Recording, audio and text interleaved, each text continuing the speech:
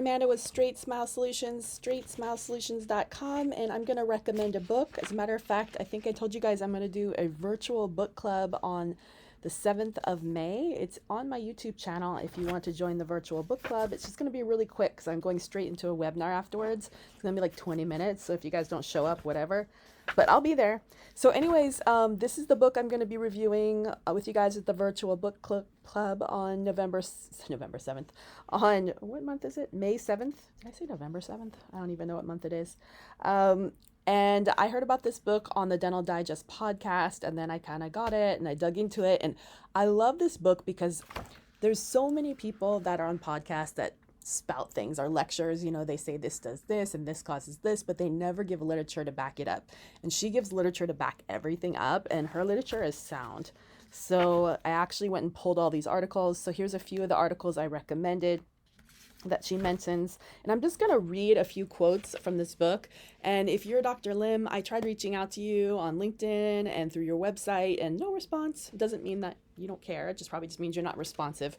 But I did tell you I was going to promote your book. So you guys, I have nothing to benefit for this book sells. It doesn't do anything for me beyond you guys learning more. So if Dr. Lim does not like me talking about her book favorably, which I don't understand why she wouldn't, because it only makes her have more book sales, I'm going to say everything positive, but I can always take this down. But I am going to read a few quotes that I really liked. I did do some annotations.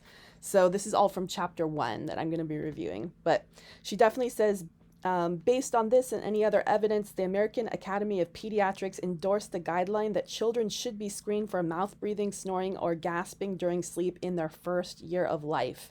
The unfortunate reality is that this is often overlooked in clinical practice. I think she's referring to pediatricians. So many times I think you're working with a patient and they're like, oh, how come my pediatrician didn't tell me about this? Listen, pediatricians see a lot of patients.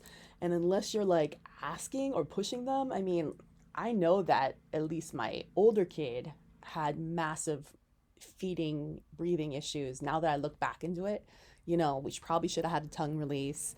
And, you know, pediatrician did nothing. You know, we kept asking for help, just referred me to La Leche League, and they couldn't figure it out. And, you know, gave me medication to help settle his stomach, and we never worked it out.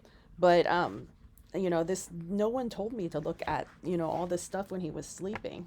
Another good quote is, one of the very first studies to link abnormal sleep breathing with a negative impact on academic performance. So now if you got patients that are focused on academics, now we finally have some studies on this, was Dr. David Gozal and team, published in Pediatrics in 1998, and that's this one right here. This is the Gozal one.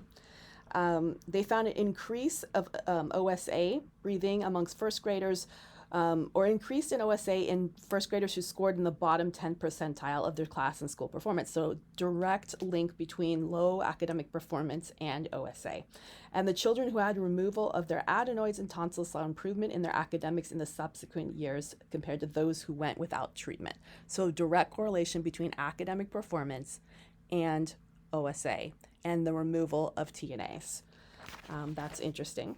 So, and then the other great quote I found was that, but multi-center research tells us that 80% of children will still have a significant degree of breathing dysfunction after TNA surgery. In addition, research tells us that many children are seemingly cured, but will have a recurrence when they get older. This I see all the time. So patient will come in, well, I already had TNA surgery. I don't need to go to the ENT. Listen, these suckers grow back unless the habit is mitigated. Okay, so you can get the surgery all you want, but unless you control the habit, get the tongue to the right position, and get the arch to the right size, the TNAs will grow back if they are mouth breathing, if they are not nasal breathing. So all the dots have to line up. You have to get the tongue in the right spot. You have to get the mouth the right size. You have to get the tongue in the parking garage where it needs to go. And you have to remove the obstruction. All of this has to happen basically simultaneously in order to have a positive outcome, to get the positive systemic response, to get the positive behavioral response, and get the positive growth of the face. And too often only one or the other is done, either ortho or release or TNA surgery. Sometimes you have to do all of it. You can't just pick and choose and do what you want to do, because then something's going to just relapse and not happen. So these are the highlights, and I really love, because I knew all this. I see this stuff all the time, but it's really hard to explain this to patients. So now you have a pretty easy to read book that was actually written more towards patients and the consumer, and not written towards the doctor, although you could definitely read it as a doctor. And the price point is about $10 for the paper. I mean, it's reasonable. I thought it was really reasonable. And less for Kindle. So you could literally give this to patients, who are, not that you're trying to pressure them to get treatment, but this $10 purchase, is an easy way to explain things to patients, and it has all the literature sources in it that backs up what you're saying.